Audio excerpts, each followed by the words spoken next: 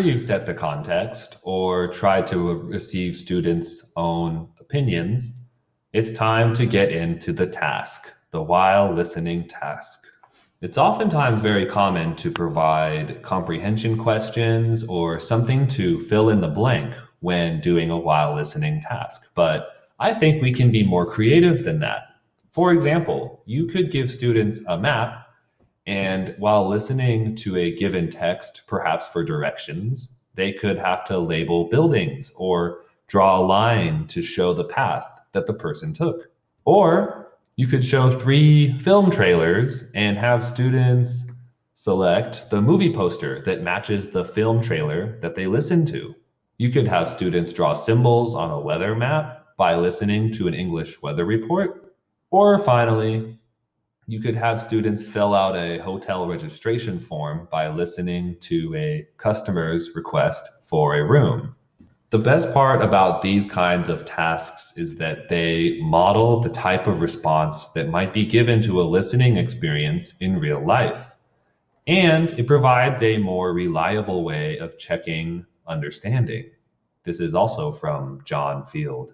When considering a listening text to provide your students, oftentimes researchers recommend authentic materials whenever possible. Why? Well, students find it motivating to discover that they can extract information from an ungraded passage.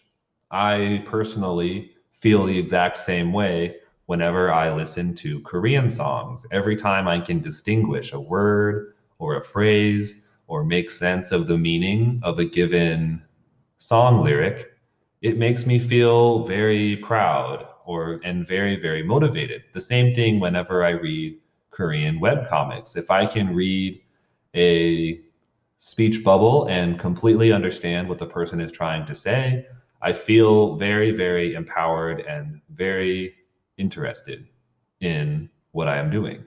So after one or two listenings and going over the answers of the while listening task, oftentimes it can benefit to use some post-listening activity as well. This is the time when you can talk about new vocabulary words or new grammatical phrases and things like that. Not necessarily before, but after is a really good time to explore these concepts.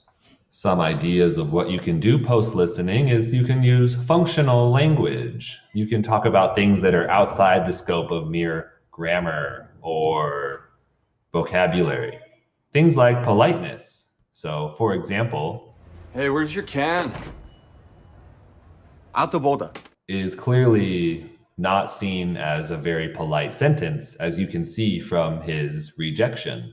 So, maybe you can ask students to make a role play. A customer asks a shop owner to use the toilet. Try to be polite. You can also use the listening text in order to make inferences about the given vocabulary. For example, Hey, where's your can? clearly this man is not talking about a can. This is the can, man. And finally, one thing about Kim's Convenience that I find a very interesting opportunity is that students can listen to actors speaking with a non-native form of English grammar. So they could listen to the speaker's sentence and then write it in more formal standard grammar. This would allow them to start to differentiate some of the differences between written English and spoken English. For example, try to imitate this sentence, but with more formal standardized grammar. I told you no more customer using washroom, too much cleaning. I told you no more customer using washroom, too much cleaning. I told you no more customer using washroom, too much cleaning. So, in conclusion, most listening activities will often consist of three separate stages: pre-listening, while listening, and post-listening. And trying to keep everything short and efficient can go a long way to maximizing the amount of time that your students can actually listen to and engage with the listening text. Thank you so much for listening today, and I look forward to seeing you in class next time. Until then, Cheers.